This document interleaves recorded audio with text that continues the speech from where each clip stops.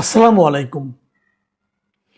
প্রিয় দর্শক, নির্বাচনের আর বাকি আছে মাত্র 11 দিন। প্রচারণার বাকি আছে 10 দিন, মানে একদিন আগেই তো প্রচারণা শেষ হয়ে যাবে। তো এই অবস্থায় এসে আমরা বিগত নির্বাচনগুলোতে যেরকম একটা চেহারা দেখতাম, যে নির্বাচন নিয়ে মাঠে ঘাটে, চায়ের দোকানে, গলিতে, হ্যাঁ, যে মানুষের মধ্যে ব্যাপক আলোচনা নির্বাচন নিয়ে, কে জিতবে, কে হারবে, কে সরকার গঠন করবে, এরকম তেমন কিছু কিন্তু আমার চোখে পড়ছে না। আপনাদের চোখে পড়ছে কিনা আমি জানি না। আপনারা যদি মন্তব্যে জানান আমাকে, তাহলে সেটা আমাদের জন্য উপকার হবে। আমরা সেই মন্তব্যের আলোকে পরবর্তীতে আলোচনা করতে পারবো। আমি বিভিন্ন জায়গায় বিভিন্ন জনের সঙ্গে কথা বলেছি, সবাই একই কথা, এই দেশে একটা জাতীয় নির্বাচন হচ্ছে। আমাদের এখানে তো শেখ হাসিনার আমলে গত 15 বছর আমরা দেখেছি, উনি তো নির্বাচন ব্যবস্থাটাকে ধ্বংস করে দিয়েছিলেন। এবং তারপরে এমন একটা নির্বাচন আমরা পাচ্ছি, যে নির্বাচনে দেশের ম্যাক্সিমাম মানুষ চাইলেই ভোট দিতে পারবে। এবং এরকম একটা নির্বাচনের আগে যেরকম উৎসাহ উদ্দীপনা দেখার কথা ছিল, দেখতে পারার কথা ছিল, তাকে আমরা দেখতে পাচ্ছি? সেটা আমার মনে হয় পাচ্ছি না। কেন পাচ্ছি না? কেন নির্বাচন নিয়ে মানুষের মধ্যে আগ্রহ নেই? কেন উৎসাহ নেই? কেন কৌতূহল নেই যে কে জিতবে, কে জিতবে না? কেন প্রার্থীদের মধ্যে প্রতিযোগিতা নেই যে নিজেকে যোগ্য হিসেবে প্রমাণের জন্য? আমি কিন্তু বুঝতেই পারছি না। এবং অনেকের মধ্যে উল্টো আমি এমন কথাও শুনছি, আমাকে অনেকে জিজ্ঞাসা করছেন, এখনো এই 10 দিন আগে এসেও জিজ্ঞাসা করছেন যে আসলে কি নির্বাচন হবে। এবং কাউকে কাউকে আমি এমনও বলতে শুনছি, উনি বলছেন দেখেন না 11 তারিখে কি হয়। হয়তো এসবের কোনোটাই ভিত্তি নেই। ভিত্তি আছে বলে আমি নিজেও মনে করি না। আমি দেখি না নির্বাচন না হওয়ার কোনো কারণ আমার কাছে দৃশ্যমান নয়। সরকারের দিক থেকে আমার কাছে মনে হয় সরকার যথেষ্ট আন্তরিক আছে নির্বাচনটা শেষ করার জন্য। কিন্তু তারপরও মানুষের মনে কেন এই দ্বিধা, কেন এই সংশয়, কেন এই সন্দেহ, সেটা জানি না। মানুষের মধ্যে কেন নির্বাচন নিয়ে কোনো কৌতূহল নেই, নির্বাচন নিয়ে কোনো আগ্রহ নেই, সেটা কিছুটা জানি। সেটা জানি এই কারণে যে যেখানে যেখানে নির্বাচন হচ্ছে বেশিরভাগ ক্ষেত্রেই মানুষ ধরেই নিয়েছে কি নির্বাচিত হবে, কে নির্বাচিত হবেন। এটা একটা বিষয় আছে। গ্রামাঞ্চলে আমাকে অনেকে যে কথাগুলি বলেছেন, আমি যাদের সঙ্গে কথা বলেছি, তারা আমাকে যেটা জানিয়েছেন যে নির্বাচন নিয়ে কৌতূহল নেই এই কারণে যে গ্রামের ভোটারদের মধ্যে একটা ভীতি কাজ করে।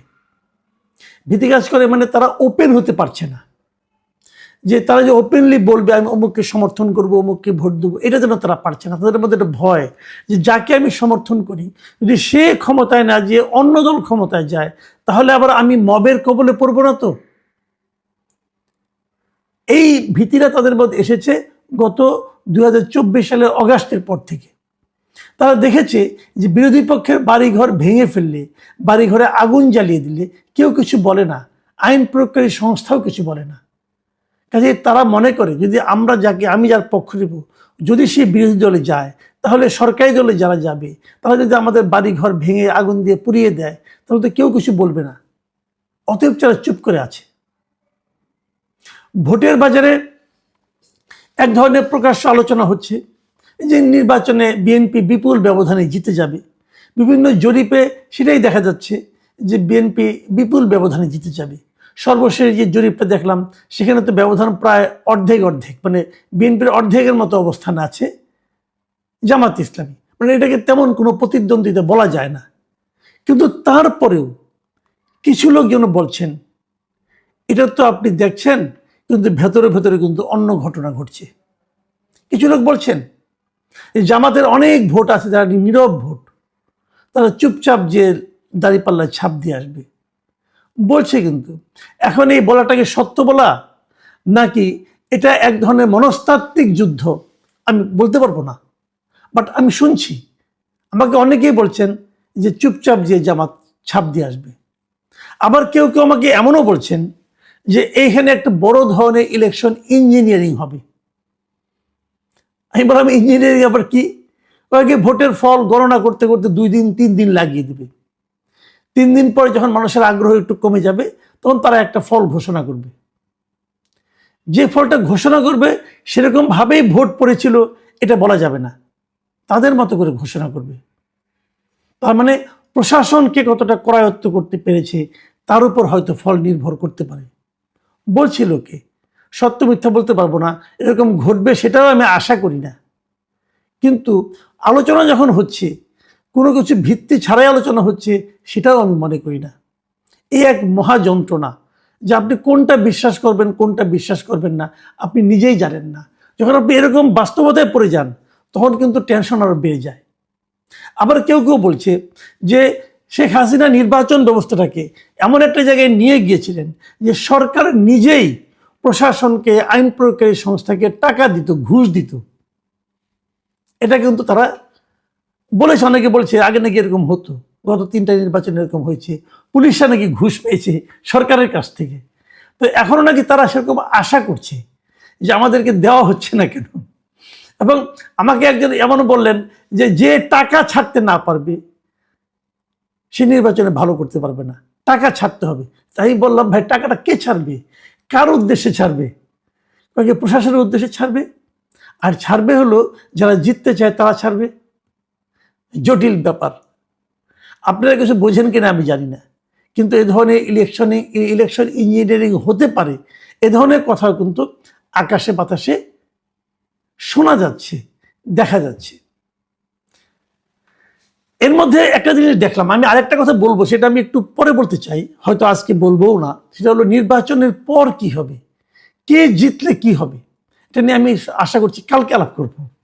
এটা আগে বলে রাখলাম, ওই আলোচনা আমি এখন একটু পরে আসছি। আমি তার আগে যে জিনিসটা আসছি সেটা নিয়ে এইবার নির্বাচনে উপস্থিতির হার কেমন হবে, এই আলোচনাটা আমি বলতে চাই। কারণ মিস্টার তৌহিদ হোসেন, আমাদের পররাষ্ট্র বিষয়ক উপদেষ্টা, উনি আজকে একটা অনুষ্ঠানে বলেছেন যে এই নির্বাচনে 91 সালে যে নির্বাচনটা হয়েছিল, যে নির্বাচনে 55% ভোট পড়েছিল, 55.45%, তার চেয়ে বেশি ভোট এবার পড়বে। এটা ওনার বক্তব্য, মানে 55%-র চেয়ে বেশি ভোট এবার পড়বে। তৌহিদ হোসেনের সঙ্গে এই মন্তব্যটা আমি আলোচনা করতে চাই এই কারণে যে আমি অনেকের সঙ্গে আলাপ করে যতটুকু বুঝেছি অত ভোট পড়বে না। আচ্ছা, তাহলে আমি আপনাদের একটু ভোটের ধারাটা একটু আপনাদেরকে বিশ্লেষণ করি। আমি কিন্তু আমার নিজের বিবেচনায় বলি, আমি কিন্তু 91 সালে যে নির্বাচনটা হয়েছিল তার আগে আরো 4টা নির্বাচন হয়েছিল বাংলাদেশে। আমি ওই 4টা নির্বাচনকে কোনো নির্বাচনই মনে করি না।